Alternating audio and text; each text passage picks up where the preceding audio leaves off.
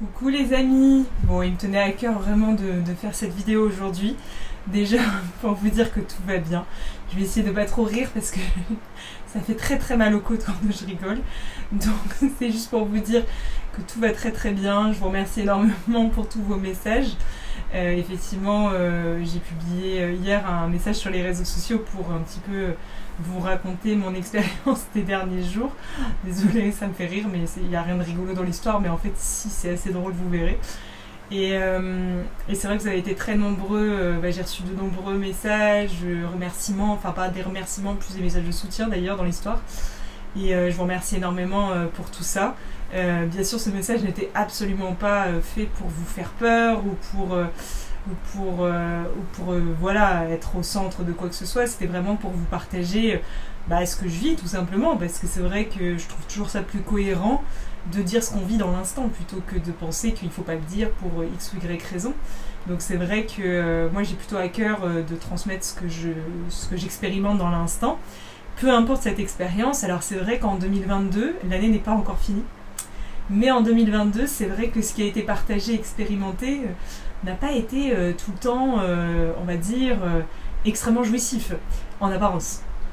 Mais voilà, je voulais faire cette vidéo pour vous dire que malgré effectivement le choc, ce que j'ai pu vivre, je vais très bien. Voilà, vous pouvez le voir sur ma tête, ça va très bien.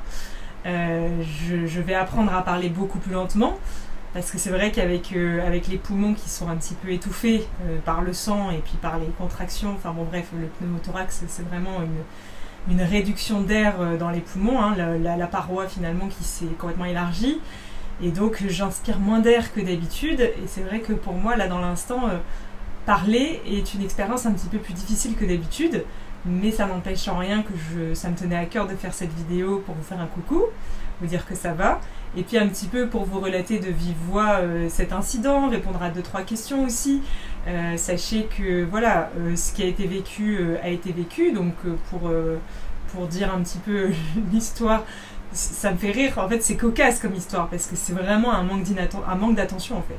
C'est absolument pas de la faute du cheval, c'est complètement de ma faute, mais c'est comme ça qu'on apprend dans la vie. Évidemment, je préférerais apprendre autrement qu'avec des côtes cassées et bien sûr des difficultés à respirer, mais on va dire que c'est comme ça que c'est proposé dans l'instant.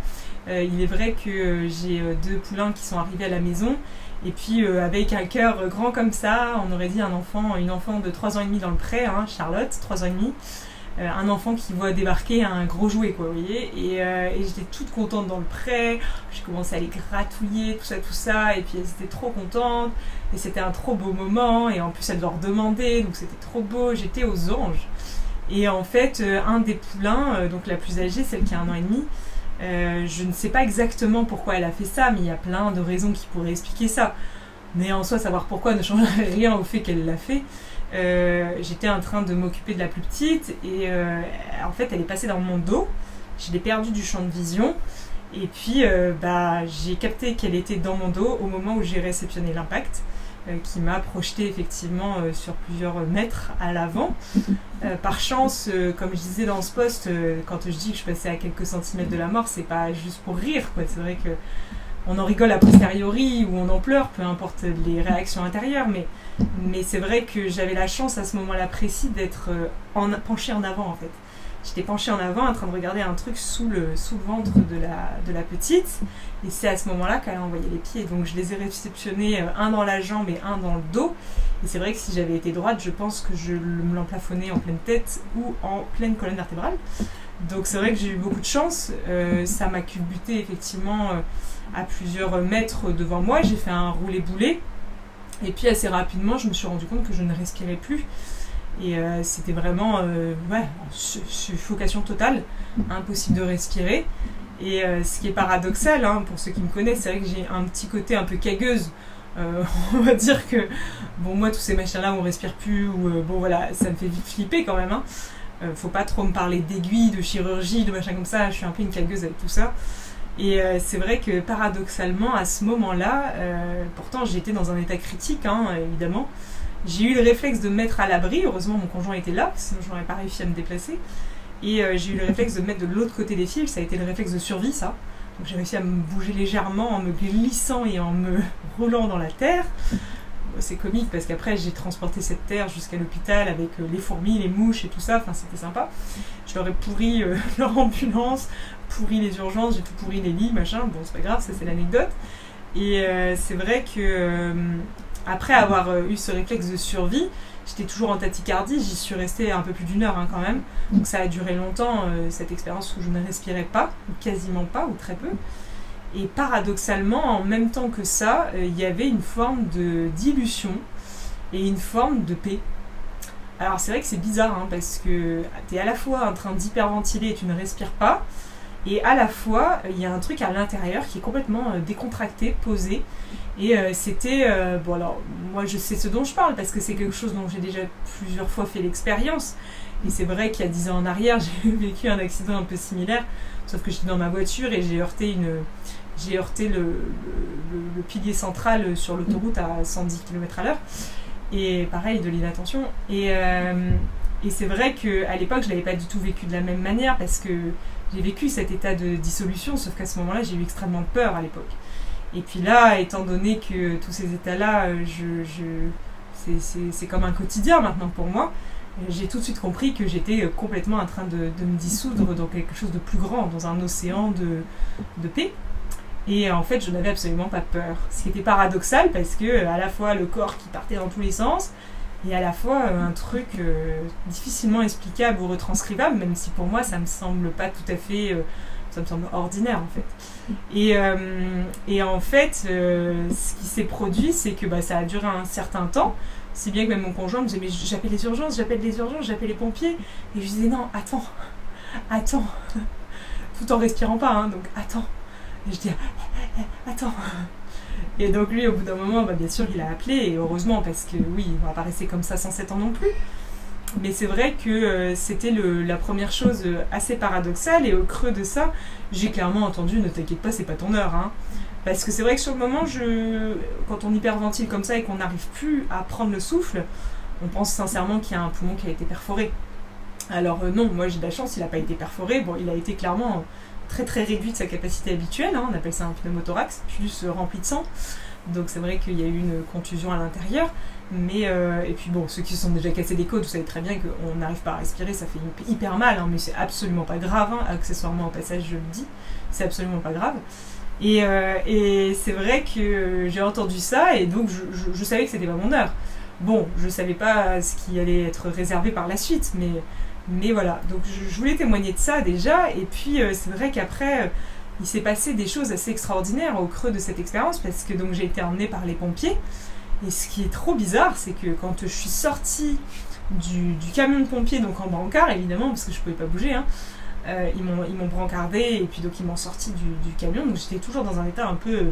les personnes me parlaient, j'entendais tout ce qu'elles me disaient, je percevais tout jusqu'au moindre bruit, j'étais tout, hein. Et en même temps, j'étais incapable de parler. Donc c'était bizarre. Parce que non seulement je manquais d'air, mais en plus parce que j'étais comme si j'étais là, mais branchée à un autre canal qui n'était pas là, quoi. Enfin voilà. C'est pas là. C'est complètement sur une autre fréquence. Et quand je suis sortie de l'ambulance, je me rappelle très bien, il y a eu ce rayon de soleil. Et d'un seul coup, j'ai senti le rayon de soleil sur mon visage. Et là, il y a une pensée qui est apparue, mais furtivement, hein. Et dans ma tête, c'était, tu vois, tu as passé ton été à te plaindre. Parce que c'est vrai, il a fait chaud. Clairement, ça m'a saoulé. Ça a saoulé beaucoup de gens. Et dans ma tête, ça a fait, tu vois, tu as passé ton été à te plaindre. Eh bien, sache que ce seront les derniers rayons de soleil que tu ressentiras. Et là, ça m'a fait l'effet d'un, oh putain. C'est au moment où on réalise qu'on pourrait ne plus jamais vivre quelque chose que cette chose devient précieuse. Et là, ça m'a fait vraiment, c'est un enseignement que je divulgue énormément, pour l'avoir déjà vécu, mais c'est comme si le fait de le revivre à nouveau ravivait encore plus cet enseignement ou l'imprimait avec plus de profondeur. Et bien sûr, la mort fait partie de la vie, hein. On est les locataires de la mort qui est la propriétaire, faut pas l'oublier. Donc ce qui donne finalement le côté précieux de la vie, c'est que finalement il y a une fin. Voilà. Et du coup, tout cela a été en plus mis en beauté, parce que quand je suis arrivée, bon alors j'ai discuté avec des gens autour de moi, je me suis très rapidement rendu compte que j'étais bénie, hein. Je n'avais absolument rien de grave comparé aux personnes qui avaient autour de moi. Donc tout de suite, ça allait. Voilà. Et puis j'ai été brancardée pour aller faire une radio par un monsieur, je sais pas, une soixantaine, cinquantaine d'années. Et ce monsieur me dit bah alors, qu'est-ce qui vous est arrivé? Il était gentil. Il me dit, mais qu'est-ce que vous est arrivé? Alors je lui explique la scène. Il me dit, oh là là, vous avez tellement de chance. Je dis, bah oui, je sais. Et il me dit, non, vous savez pas. Je dis, quoi? Il me dit, bah vous savez, nous dans le service, on est brancardiers, donc on brancarde des gens qui vont, bon, on les brancarde d'une salle à une autre, d'un service à un autre, mais aussi de l'hôpital à la morgue. Et je lui dis, oui. Et il me dit, bah la semaine dernière, j'ai brancardé une jeune fille de votre âge. Elle avait pris un coup de sabot dans la tête. Et il m'explique en plus. Et il me dit, quand je l'ai prise dans mes bras, elle était chaude. Parce qu'en fait, c'était une mort cérébrale. Et quand je l'ai réceptionnée, il venait d'arrêter, il l'avait coupée en deux, ils avaient retiré tous les organes, il l'avait recousu. Et puis moi, je l'ai emmenée à la morgue, mais elle était encore chaude. Et il me dit, je suis pas habituée, normalement, ils sont déjà beaucoup plus dans un état... voilà, on voit qu'ils sont morts. Mais là, on avait l'impression qu'elle était encore en vie. Et il me dit, ça m'a troublée quand même. Alors c'est vrai que quand je vous vois là, je suis heureux pour vous. Alors je lui dis, bah merci. Et c'est là où dans ma tête, ça a fait, bah tu vois, tu viens de passer à quelques centimètres de la mort. Hein. Et là je me suis dit, ah oui, et c'est là où il y a un deuxième choc. Il y a le choc physique. Bon, ça évidemment, je dirais, c'est pas le plus grave, puisque le physique, tout dépend de l'interprétation qu'on en fait. Il y a des gens qui, soumis à une même douleur, ne réagissent pas de la même manière. Parce que c'est lié à l'interprétation qu'on en a. Mais le choc psychique, c'est tout autre en fait. C'est très personnel d'ailleurs, au passage. Mais c'est un choc qui vient par-dessus en fait. D'abord, il y a le choc physique, on ne réalise pas. Puis il y a une forme d'adrénaline, il y a toutes ces hormones qui s'activent et on sent rien en fait. Hein. Limite, c'est comme si le corps était anesthésié. Et puis après vient le choc psychique qui arrive. Et puis ce monsieur, donc il me raconte ça et c'est vrai que sur le moment, je réalise pas et je percute. Et je dis waouh. Je lui dis, c'est pas trop dur pour vous comme métier? Et là, il me dit, bah écoutez, ça fait 30 ans que je fais ce métier, pour rien au monde j'en changerai, mais c'est sûr que ce métier m'a énormément appris à relativiser sur la vie. Je lui dis, bah oui, je comprends, effectivement, quand on voit la mort tous les jours en face, on ne peut que relativiser sur la vie. Il me dit, bah oui, et vous savez quoi? Ce qui me marque le plus dans tout ce que je peux faire dans ma vie, dans mon quotidien, c'est que finalement, quand on est sur le brancard, et quand on brancarde quelqu'un, qu'il soit dans la souffrance, ou qu'il soit proche de la mort, ou qu'il soit mort, bah finalement, ça remet tout le monde au même niveau. Et c'est vrai qu'il n'y a plus d'histoire de riches, de pauvres, de blancs, de noirs, d'origine, de machin. Ça, en quelques instants, ça remet tout le monde au même niveau. Et il dit ça, c'est une des plus belles leçons que j'ai reçues à travers ce métier. Un des plus beaux enseignements que j'applique dans ma vie, au quotidien. On est tous pareil. On est tous un. On est tous sur le même niveau. Et il n'y a pas d'histoire de supérieur, d'inférieur, de plus riche, de plus pauvre, de plus ceci ou de plus cela. Finalement, tout le monde est pareil. Et il était ému en plus en me disant ça. C'était assez fou. Il y a eu un espèce d'échange. C'était pas juste sa tête qui me parlait à ce moment-là. Je voyais bien que c'était autre chose. Et ça m'a troublée quand même. Parce que je me suis dit, waouh, Dieu est littéralement se déguise littéralement partout. Et passe à travers tout. À chaque instant pour nous, bien sûr, pour nous enseigner. Et ça m'a heurtée parce que ce sont bien sûr des mots que j'ai déjà entendus, que j'ai déjà lus. Et là, le fait de les réentendre pile poil à ce moment-là, c'est comme si d'un seul coup, ça me faisait une décharge d'électricité dans tout le corps. Et j'ai réalisé vraiment, en fait, enfin, d'un certain point de vue, pas totalement. Mais c'est comme s'il y avait une réalisation plus profonde. Et du coup, ça m'a amené, voilà, donc à faire toutes ces radios. Effectivement, après, il y a eu une prise en charge. J'ai été brancardée dans un autre hôpital. Enfin, bon, de toute façon, j'ai passé la nuit à l'hôpital.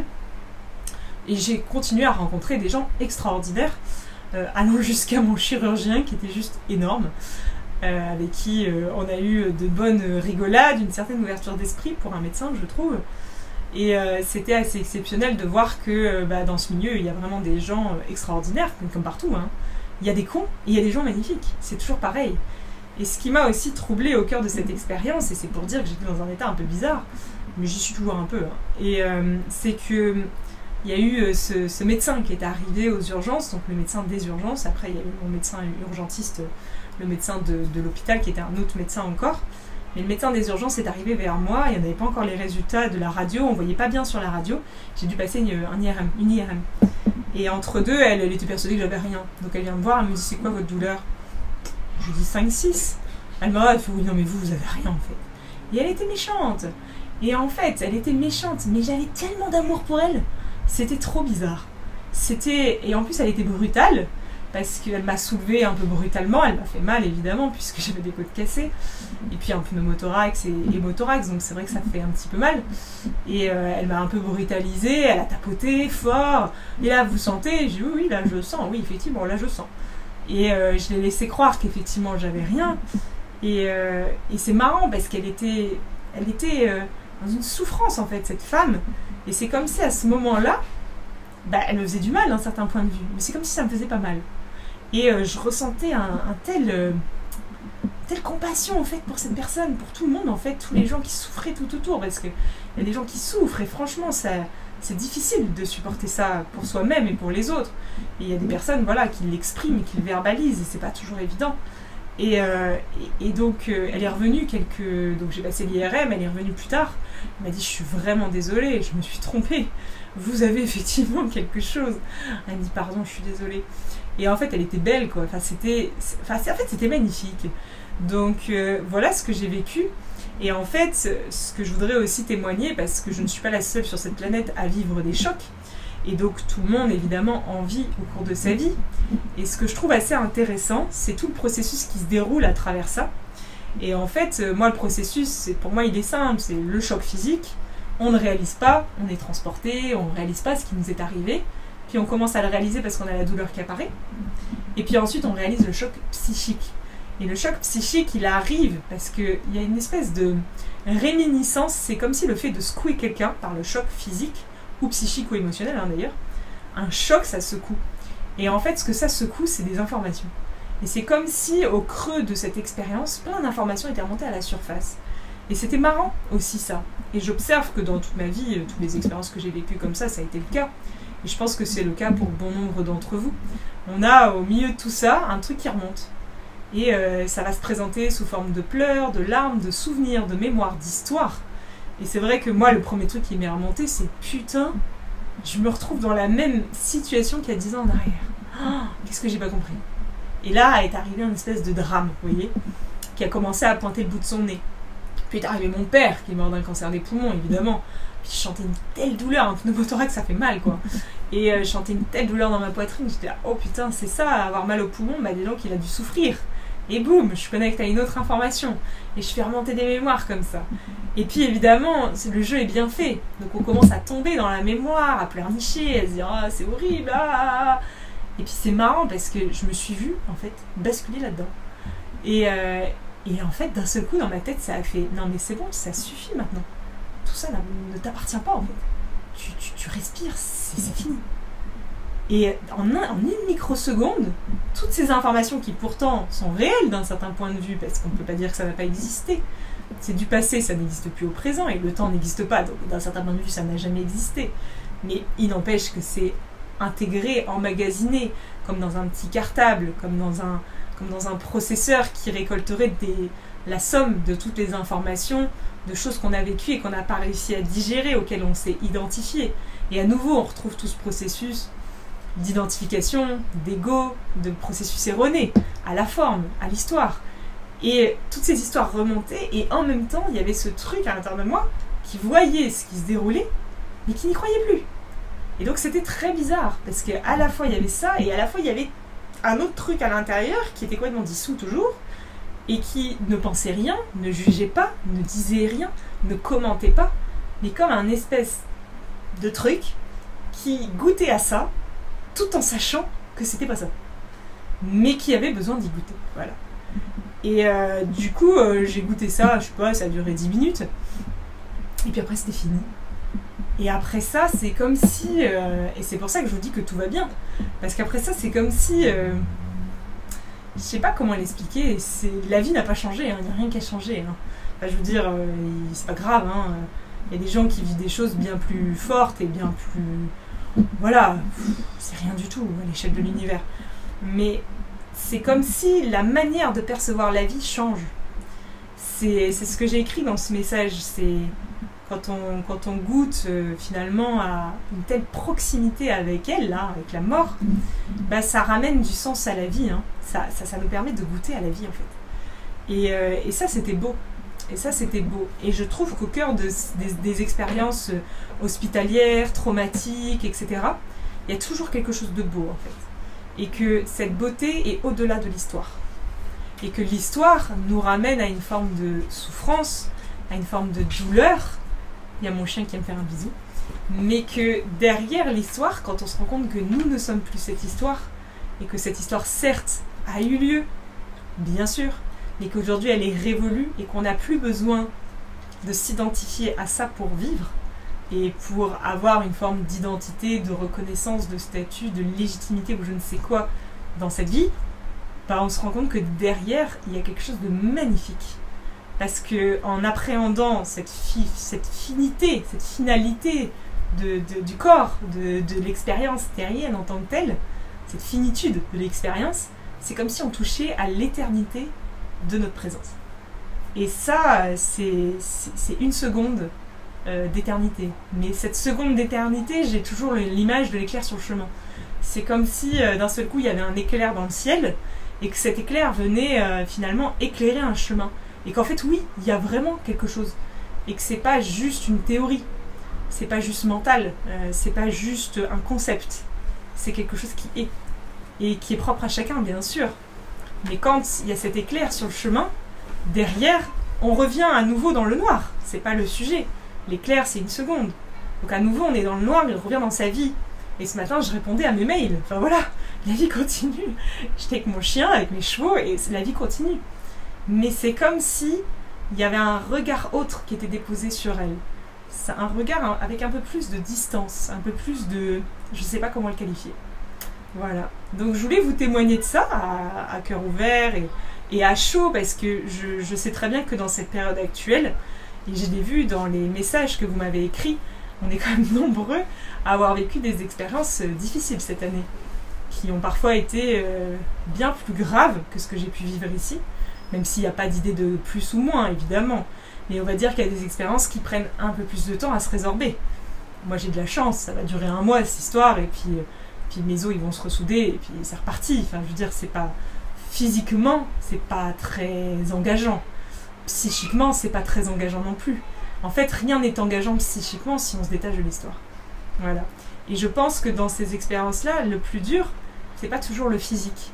C'est parfois plus le côté psychologique, le drame, les informations que ça nous ramène. Et au creux de tout ça, il y a un dernier processus aussi qui est courant, et que j'ai pu observer à travers moi, et que j'observe beaucoup aussi à l'extérieur. C'est au creux de cette expérience, on va se dire, mais pourquoi je vis ça ? C'est quoi l'enseignement ? Qu'est-ce que je dois tirer ? C'est quoi le message ? Est-ce qu'il y a un message ? Qu'est-ce que je dois comprendre ? Puisque dans le milieu spirituel, on dit beaucoup que chaque chose n'arrive jamais par hasard, et que c'est toujours pour nous enseigner quelque chose. Bah finalement, on est tellement habitué à croire à ça, que dès qu'il nous arrive un truc, c'est comme s'il y avait une course à comprendre pourquoi. Et en fait, ce que je trouve beau, moi, dans cette histoire, c'est qu'il n'y a rien à comprendre. Voilà. Et ça, c'est beau. Parce que quand on réalise qu'il n'y a rien à comprendre et que tout est entendu, quand on se détend, et quand on laisse ça couler à travers nous le temps qu'il faut, et bah ça passe, tout simplement, comme de l'eau qui passerait à travers une bouteille. Ça passe, tout simplement. Et du coup, ça ramène une forme de quiétude dont on a cruellement besoin à l'intérieur de soi pour appréhender la périphérie de la souffrance. Le corps, c'est comme la périphérie. Et il y a cette souffrance dans le corps quand même, et cette douleur. Donc pour appréhender cette douleur qui devient parfois souffrance, ben, il faut une certaine forme de quiétude à l'intérieur. Et j'observe que déjà quand on se déleste de toute cette agitation interne et qu'on revient à la présence, moi c'est simple aujourd'hui, c'est quoi que je vive, je sais que l'enseignement ne viendra pas de ma tête. Donc à quoi ça sert que j'y réfléchisse ? Est-ce que ça sert à quelque chose ? Non. Quelle est la seule chose que je puisse faire dans l'instant ? Revenir à la présence. Et en fait, je l'ai tellement répété qu'aujourd'hui c'est devenu un automatisme.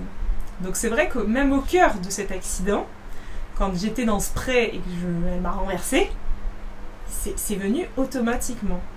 Dans ma tête, j'ai entendu, là si tu n'appliques pas l'enseignement, tu meurs. Concentre-toi. Et donc je me suis retrouvée à me concentrer visuellement, corporellement, sur mon souffle, sur un point. Je ne pouvais même pas regarder mon conjoint. Je fixais un point, j'avais les yeux dilatés, je respirais et je me concentrais.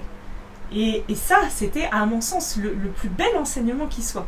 Parce que quoi qu'on appréhende dans la vie, quand on remet cette expérience au creux des mains de la présence, La présence sait et fait ce qu'elle a à faire à travers nous. Et en fait, c'est une forme d'abandon, de lâcher prise, en apparence, qui permet derrière tout simplement de laisser les informations émerger d'elles-mêmes à l'intérieur de soi. Et du coup, je sais très bien que cette expérience apportera des enseignements et en apporte déjà. Et chaque chose a une richesse dans l'instant et que c'est très beau. Mais c'est comme si on s'en fout en fait. Voilà. Donc voilà, je voulais vous témoigner tout ça, quoi que vous soyez en train de vivre dans votre vie, revenez à la présence. Vraiment. La concentration, je l'ai déjà dit dans les autres vidéos, c'est vraiment se ramener à un point. Peu importe ce qui se passe. Ramenez-vous sur un point. Et ce point doit devenir l'objet de votre concentration. Et quand vous vous fondrez dans ce point, vous reviendrez à la présence. Et depuis cet espace de présence, tout est possible. Et je pense que c'est beau, en fait, de se préparer comme ça, parce que la mort est quand même un passage où il y a énormément de résistance. C'est difficile pour beaucoup d'êtres de passer de la vie à la mort, ou de l'incarnation à la désincarnation. C'est difficile de passer de l'un à l'autre. Parce que ce passage, il ne faut pas s'imaginer que c'est confortable, parce que c'est l'inconnu. Et apprendre à lâcher prise et à se détendre au cœur de l'inconnu terrestre, c'est finalement apprendre à lâcher prise, se préparer à ce grand passage qui va nous être proposé. Et je trouve ça magnifique en fait, finalement. C'est juste beau, voilà. Donc voilà, je voulais vous partager tout ça aujourd'hui. Et puis voilà, cela ne change rien à tout ce qu'on fait ici. Donc je vous retrouve super vite pour une prochaine vidéo. La seule chose que ça va changer, c'est que je parlerai un peu moins vite. Ça c'est sûr. Voilà. Je vous dis à très vite. Et je vous embrasse bien fort et prenez soin de vous. Gros bisous.